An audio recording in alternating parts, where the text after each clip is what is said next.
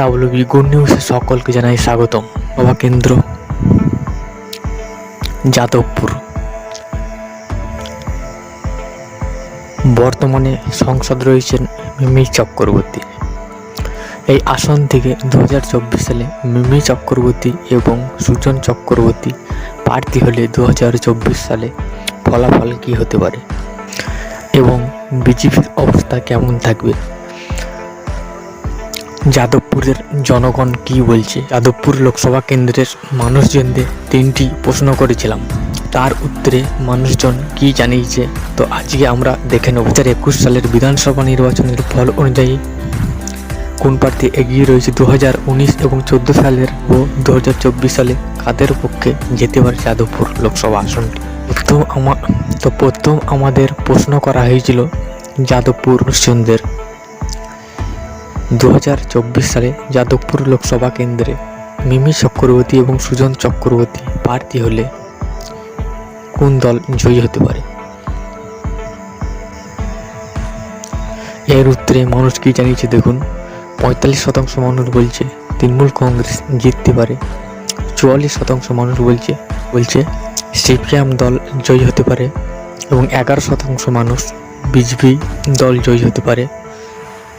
তো এমনটাই ইঙ্গিত দিচ্ছে যাদবপুর লোকসভা কেন্দ্রের মানুষজন। এবং দ্বিতীয় প্রশ্ন করেছিলাম আমরা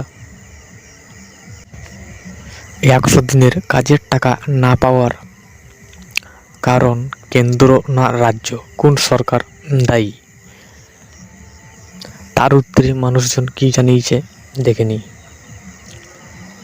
60% মানুষ বলছে কেন্দ্র সরকার দায়ী 100 দিনের কাজের টাকা না দেওয়ার এবং 35% মানুষ বলছে রাজ্য সরকার দায়ী এবং বলতে পারবো না এমন মানুষ রয়েছে, অর্থাৎ 5%।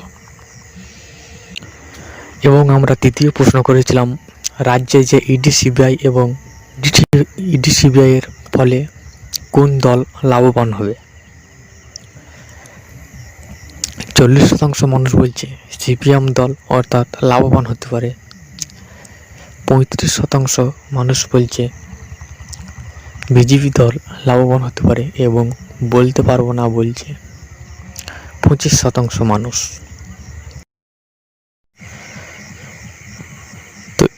তো এবার আমরা যদি 2014 সালের ফলাফলটি দেখে নিই ঠিক কেমন হয়েছিল।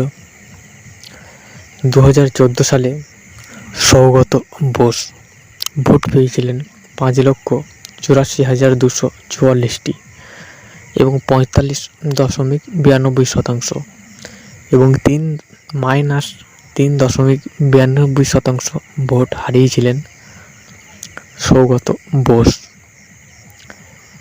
এবং দ্বিতীয় স্থানে ছিলেন সুজন চক্রবর্তী অর্থাৎ সিপিআইএম প্রার্থী। ভোট পেয়েছিলেন 4,59,041টি এবং 36.8% এবং 8% ভোট হারিয়েছিলেন সুজন চক্রবর্তী।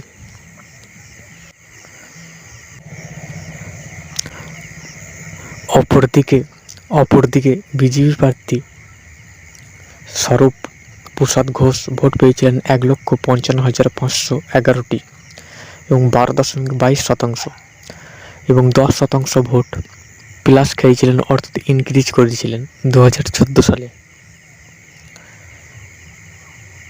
এবং আইএনসি প্রার্থী পেয়েছিলেন 2% ভোট এবং 26,000। 2019 সালের ফলাফলটা যদি আমরা দেখে নিই, তৃণমূল কংগ্রেসের প্রার্থী মিমি চক্রবর্তী জয়লাভ করেছিলেন এবং 6,88,772টি ভোট পেয়েছিলেন, 47.91%। 1.99% ভোট অর্থাৎ গতবারের তুলনায় ইনক্রিজ করেছিল। এবং বিজেপি প্রার্থী অনুপম হাজরা ভোট পেয়েছিলেন 3,93,000 ভোট পেয়েছিল, অর্থাৎ 12 থেকে বেড়ে অর্থাৎ 27% পৌঁছেছিলেন এবং 15.14% ভোট প্লাস খেয়েছিলেন।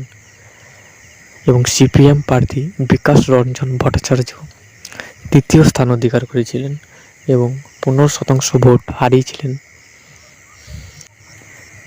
2014 সালের তুলনায় 36% থেকে নেমে 21% পৌঁছেছিলেন সিপিএম প্রার্থী বিকাশ রঞ্জন ভট্টাচার্য এবং 3,02,000 ভোট পেয়েছিলেন বিকাশ রঞ্জন ভট্টাচার্য।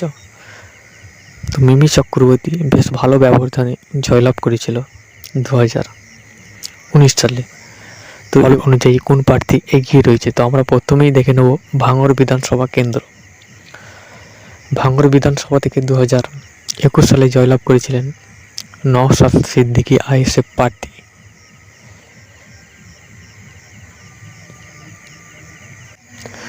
কুড়ি হাজার ভোটে এগিয়ে রয়েছে নওশাদ সিদ্দিকীর আইএসএফ অর্থাৎ ভাঙড় আসন থেকে। পরবর্তী বিধানসভা কেন্দ্র টালিগঞ্জ। তো টালিগঞ্জ আসন থেকে জয়লাভ করেছিলেন তৃণমূল প্রার্থী এবং যে ভোট পেয়েছিলেন 1,01,440টি এবং 50,000 ভোটে এগিয়ে রয়েছে টালিগঞ্জ আসন থেকে। পরের বিধানসভা কেন্দ্র বারুইপুর পশ্চিম। বারুইপুর পশ্চিম আসন থেকে জয়লাভ করেছিলেন তৃণমূল প্রার্থী এবং 61,000 ভোটে এগিয়ে রয়েছে। পরের আসন সোনারপুর উত্তর। সোনারপুর উত্তর আসন থেকে তৃণমূল প্রার্থী 36,000 ভোটে এগিয়ে রয়েছে। পরের বিধানসভা আসন দক্ষিণ। এই আসন থেকে তৃণমূল প্রার্থী 26,000 ভোটে এগিয়ে রয়েছে। পরের আসন বারুইপুর পূর্ব। এই আসন থেকে তৃণমূল প্রার্থী 49,000 ভোটে এগিয়ে রয়েছে। পরের আসন যাদবপুর। এই আসন থেকে তৃণমূল প্রার্থী 38,000 ভোটে এগিয়ে রয়েছে।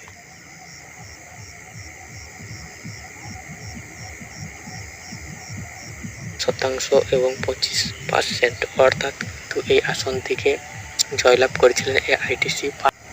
তো 7টি বিধানসভার ফল অনুযায়ী 2 লক্ষ ভোটের ব্যবধানে এগিয়ে রয়েছে 2021 সালের ফলের তুলনায়। তো আপনারা আপনাদের কমেন্টে অবশ্যই রায় জানাবেন কোন প্রার্থী জয়ী হতে পারে।